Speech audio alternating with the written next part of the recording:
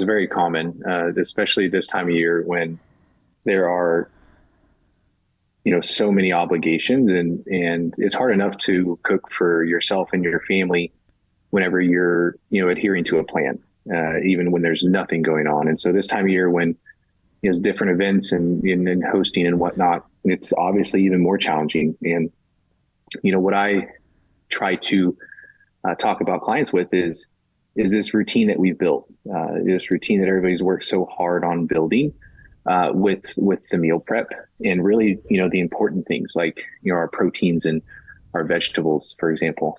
We've worked hard to really build this foundation that can help sustain us when things are really crazy. And so keeping those core macronutrients, where the family can possibly share, and then doing, sides and whatnot for maybe the picky kids or, a smaller social event, it becomes a little bit easier that way.